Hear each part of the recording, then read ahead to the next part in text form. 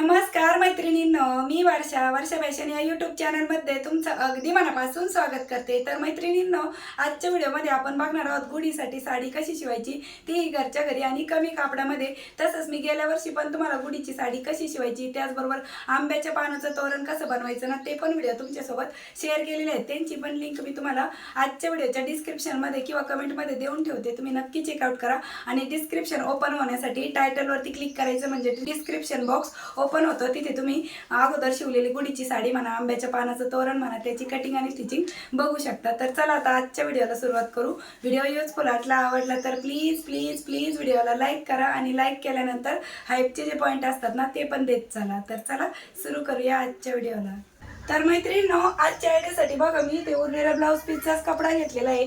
तर याची इकडनं जी म्हणजे रुंदी आहे ती आहे बघा 10 इंच, लांबी आहे 35.5 इंच, 35.5 10 आणि इकडची उंची सांगते, इकडची उंची आहे 23.5 इंच। जेवढा कपडा माझ्याकडे शिल्लक होता त्यापासूनच मी तुम्हाला गुढीचं वस्त्र म्हणा किंवा गुढीची साडी आहे ती शिवून दाखवत आहे।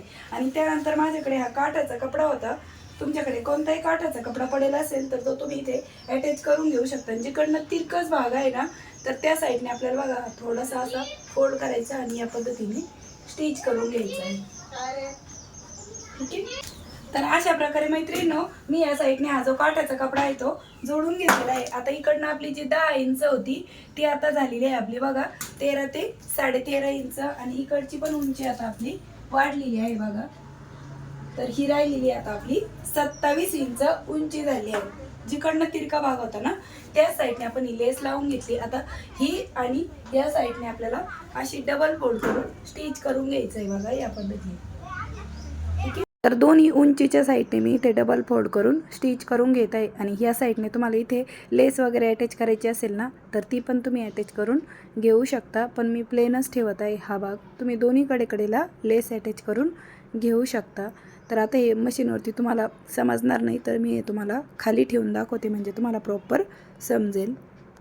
तर अशा प्रकारे आपण या साईडने डबल टीप आहे ती दोन्ही साईडने देऊन घेतलेली आहे। आता इकडचा आपला तिरका भाग आहे आणि हा जो भाग आहे हा आपला स्ट्रेट पार्ट आहे, तर हा मी माझ्या साईडला फिरवून घेते। तर इकडनं आपल्याला आता इथे प्लेट्स आहेत त्या पाडून घ्यायचे, तर इथे तुम्ही 3-3 इंचावरती पण या प्लेट्स आहेत त्या देऊन घेऊ शकता।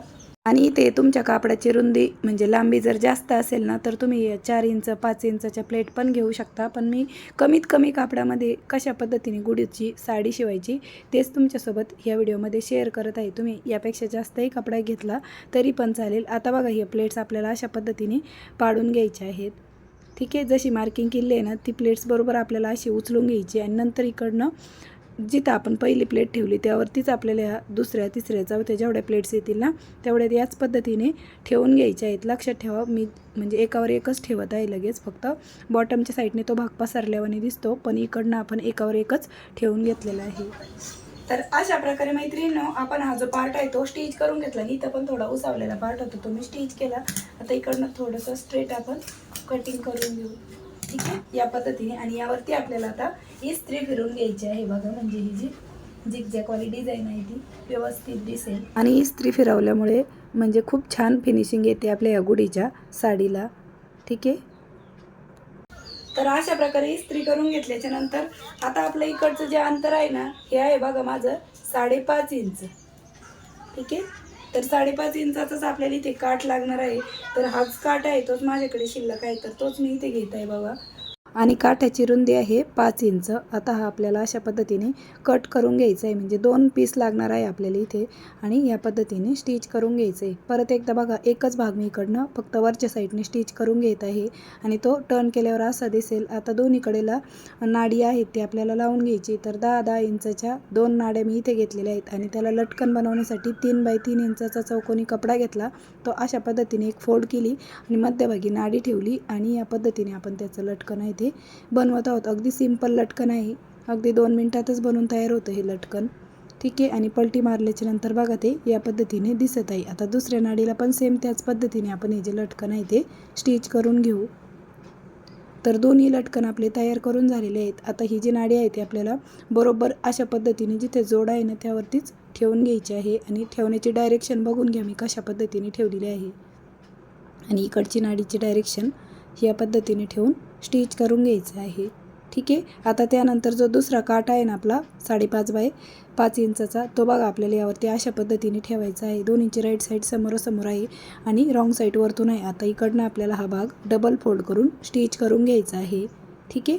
आणि त्यानंतर आपल्याला हा जो परत काठाचा कपडा आहे तो राईट साईड समोरासमोर ठेवायची, रॉंग साईड वरतून ठेवायची आणि तीनही बाजूनी स्टिच करायचं आहे. लक्षात ठेवा फक्त बॉटमच्या साईडने म्हणजे जिकडनं माझा हाताचे बोट आहे तिकडनं ओपन ठेवायचा आहे हा कपडा आणि राहिलेल्या तिन्ही बाजूने स्टिच करून घेतलेला आहे. यावरती परत आपण डबल टिप पण देऊन घेऊ आणि एक्स्ट्राचा कपडा पण कट करून घेऊ.